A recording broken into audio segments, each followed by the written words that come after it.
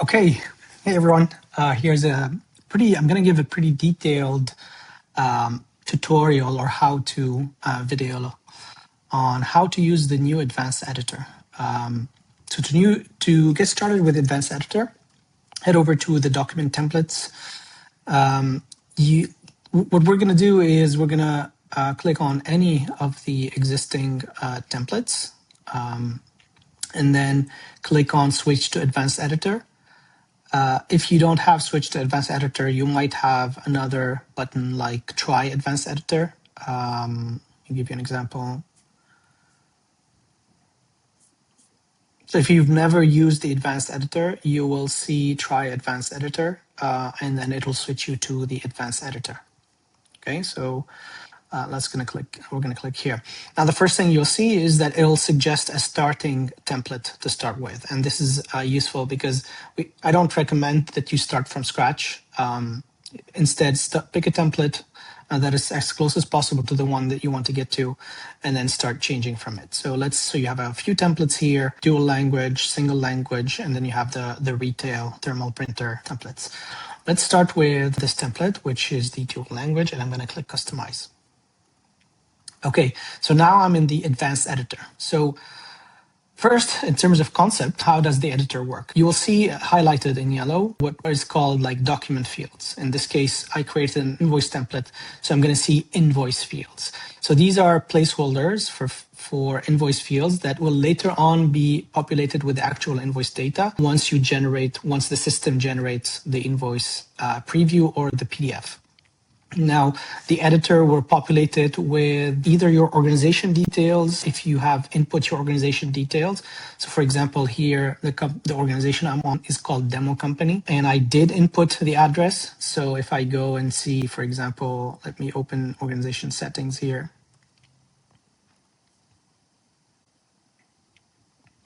So I filled out all my organization details here. Let's jump into this. So I have the company name in English and Arabic.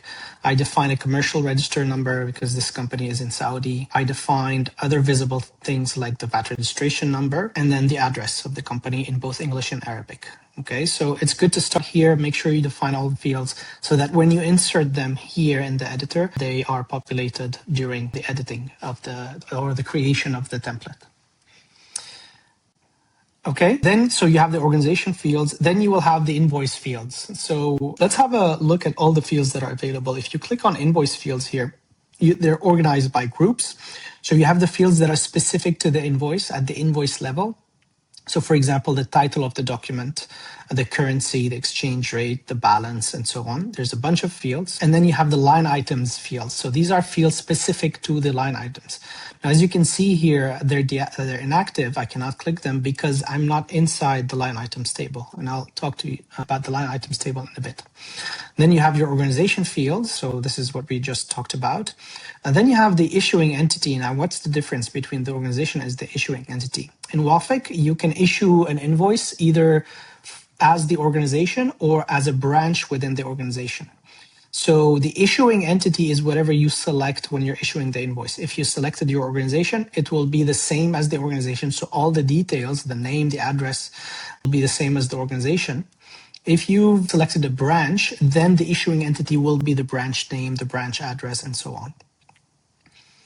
Then you have the contact. So the contact is most of the time is going to be the customer, except for the purchase order. In the case of the purchase order, the contact is actually your supplier. Here, these are all the contact fields that are available. Now you'll notice for the contact, you will see several types of company identifications. And so the way you get access to these depends on how you define the contact. So let me go and open one of the contact. Let's open contact here. So for example, this contact, let's see how it's defined. So this is Amazon, and Amazon has a VAT registration number or tax registration number defined.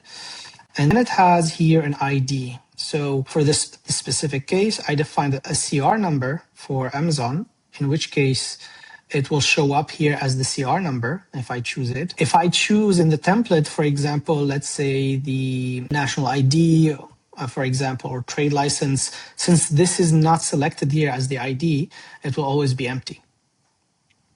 when it's rendered on the invoice. The most common contact IDs that are selected are usually going to be the CR number for Saudi. For the UAE, it's going to be the trade license.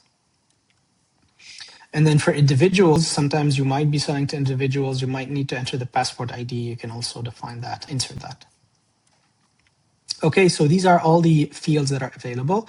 Another way and convenient way to insert fields is while you're typing in the editor, if you type /, you will get access to all the fields grouped by group. Okay, so we talked about the fields. Now let's talk about the line items table.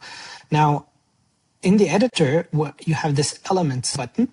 So in the elements button, there's two types of elements. There's special elements and other elements. Special elements are predefined elements that Wafeq makes available for you to insert. So for example, the line items table has special treatment in Wafeq because first of all, of course, that you only define the format for or the layout or the design for a single line.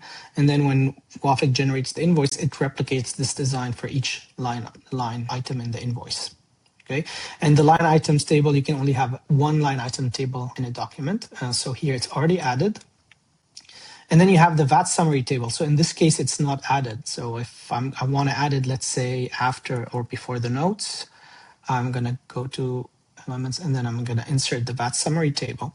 So the VAT summary table, you might want to add it to show a breakdown per tax rate. It also includes the exchange rate. And I'll talk about how you can hide this exchange rate in case the invoice is in the same currency as your organization currency.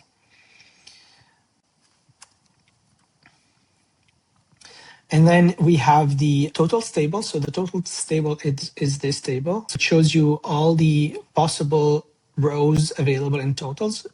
So what you need to display an accurate net due are all of these. I'll show you how you can hide some of them if they are not present, or if, for example, if you don't deal with retention, you're not in contracting, you can either just delete this line, or if you are in contracting, but let's say you do not want retention to show on a specific invoice because it's 0, I'll show you also how to do that. And then you have the footer table. So the footer table is what shows up on each page in the PDF at the bottom. So these are the special elements. And then you have the other elements. So what's available is table. This is the most useful element and you're going to use the most to lay out or scaffold your template. You have the joint field. I'll explain what the joint field is in a bit. And then you have a page break and a horizontal rule. Okay. Okay. So let's say I want to do some things. Let's start with some basic things. I want to insert some static text that I want to show on the invoice all the time. So one common one is, let's say, the bank details. So let's say I want to insert the bank details at the end. So here, by the way, there's the organization stamp. Let's say I don't want the stamp. I can just remove this because I don't use stamps in my company, for example. Now, let me start with adding just the bank details. So I want these bank details to show in a table. So what I'm going to do first, I'm going to go to elements, insert table. So I think the bank details, I'm just going to use these that are in the notes, but I don't want them in the notes. I want the notes field of the invoice. And let me show you what I'm talking about. So when you create an invoice, you have notes here. Okay, this is what shows up. This is what is defined in this template as the invoice notes. Okay, but let's say I'm not planning on putting bank details in the notes field. I'll just add the bank details in the template itself, and I'll just use the notes field for something else. So in this case, I'm gonna take these bank details. And I'm gonna, let's say, put them here. Okay. So you can use the editor, if you've ever used Word or Google Docs, you're going to be very familiar with all of that. So here I'm adding bank detail, please make payment to, and then I'm going to add these. Okay. It's a good idea to save your changes every now and then, not to lose them. Okay, so now this is static text. It will show up every time on every single invoice that uses this template.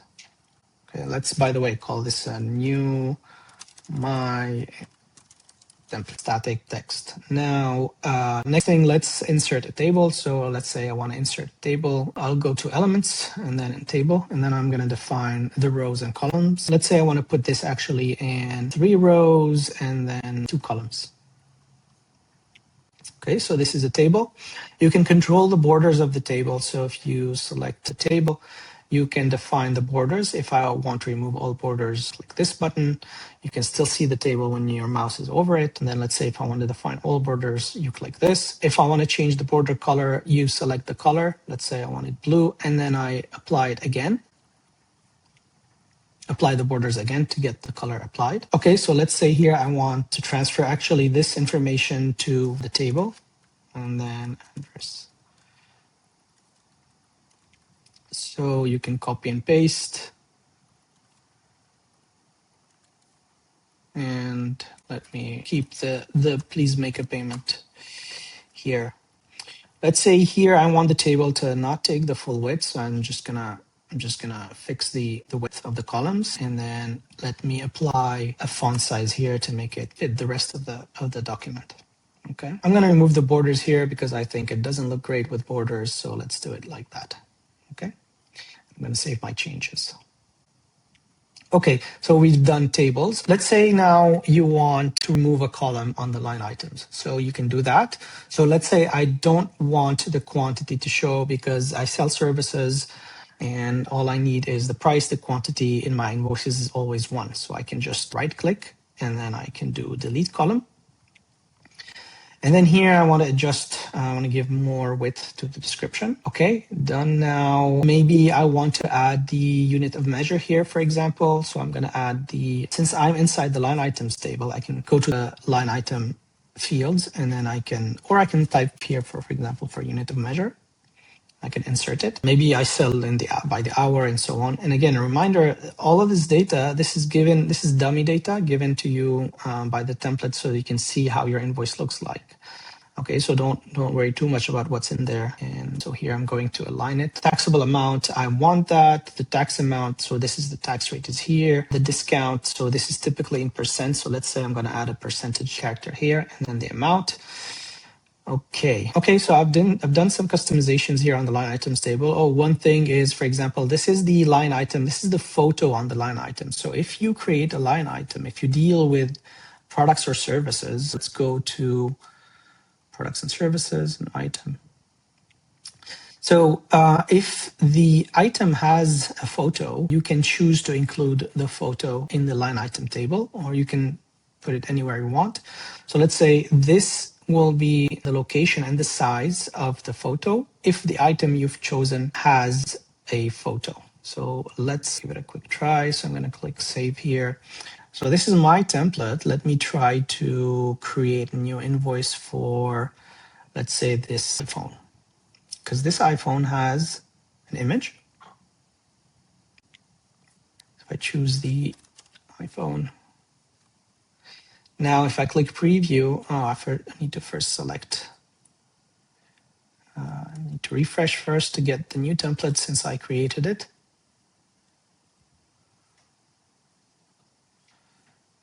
My template, and then I'm going to choose here iPhone.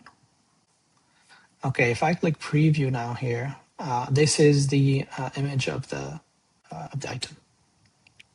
Okay, let's go back to our editor. Okay, so I'm happy here with the line items. Maybe I wanna add a bit of background actually here on the table.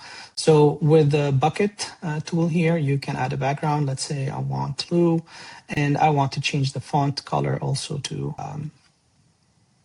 white. Save, and I want to add full borders on that table.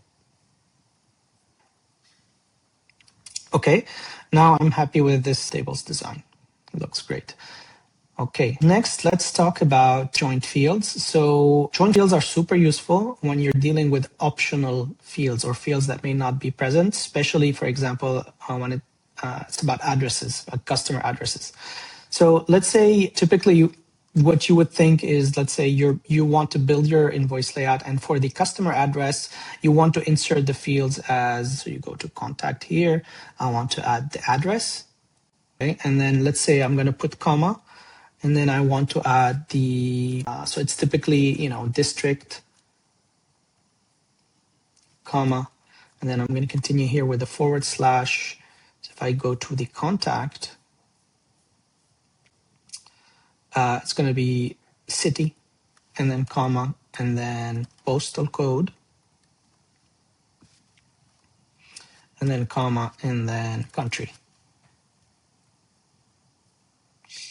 Okay, so let me save this, okay, and I show you what the problem is with this, the way you do it here. So let's say I'm creating now an invoice.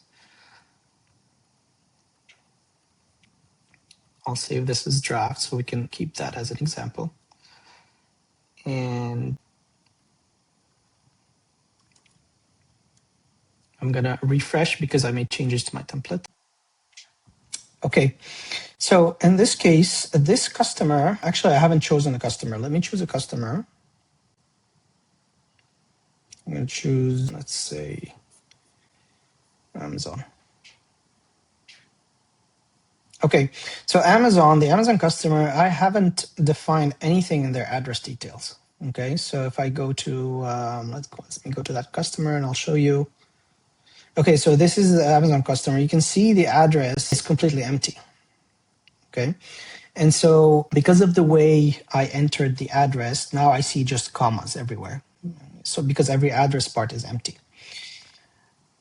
What you want is actually, it would be nice if you have a way to say, okay, don't show the address row if, let's say, the address is empty.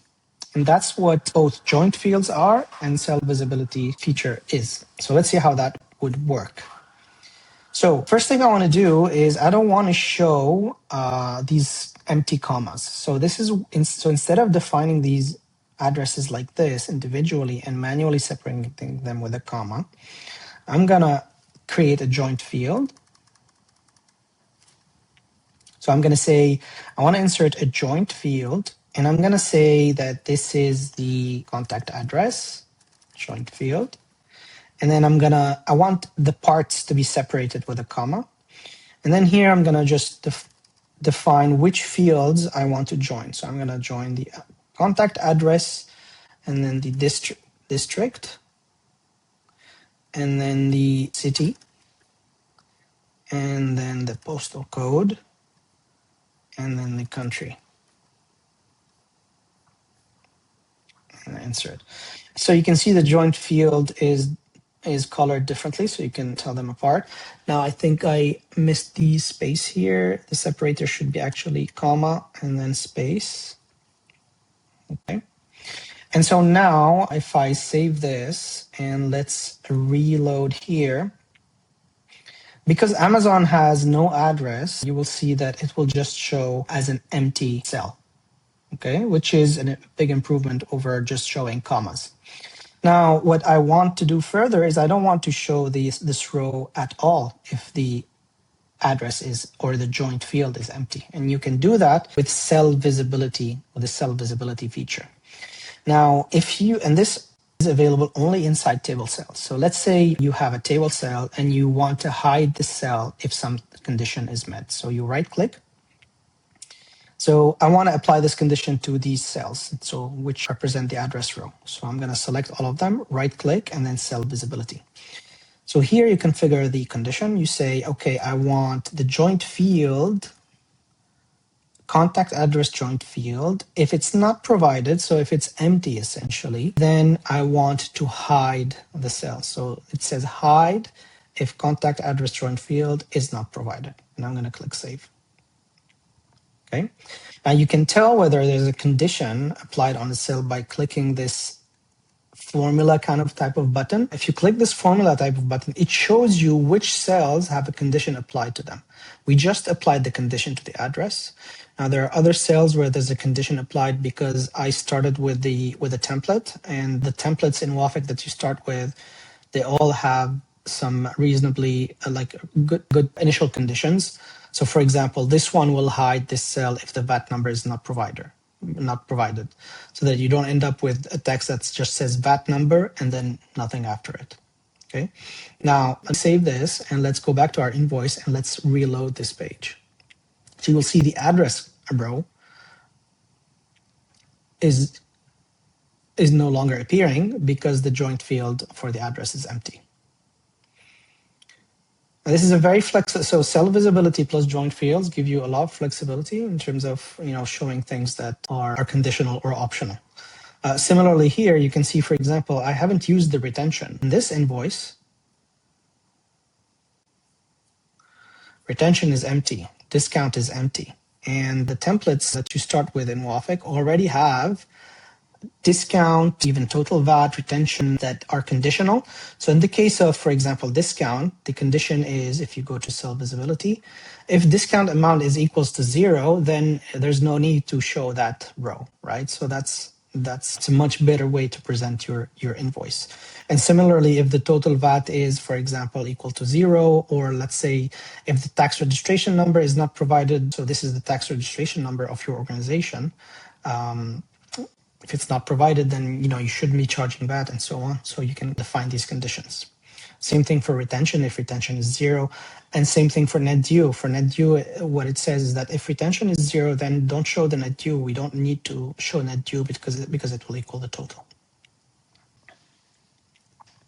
So let's have a look at some page setup configurations. So you can click on page. There's different page sizes that you can use, different orientations you can use. You can set a background on your page also, and then you can define your margins.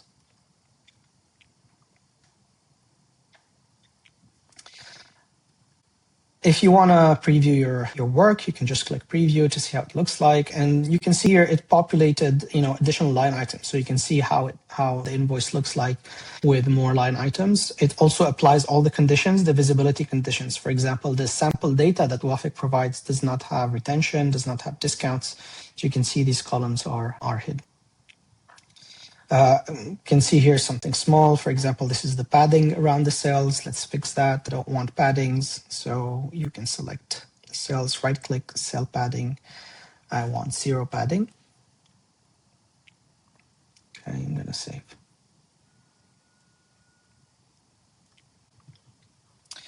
Of course, you have the QR code. This is if in Saudi only. This is the Zatka QR code. You can change its location. Of course, you can do anything you want on this editor. Okay, the final advice is that whenever you're designing your own template, start by scaffolding the template with tables. So tables give you maximum flexibility, and they allow you to align things properly the way you wanted them to look.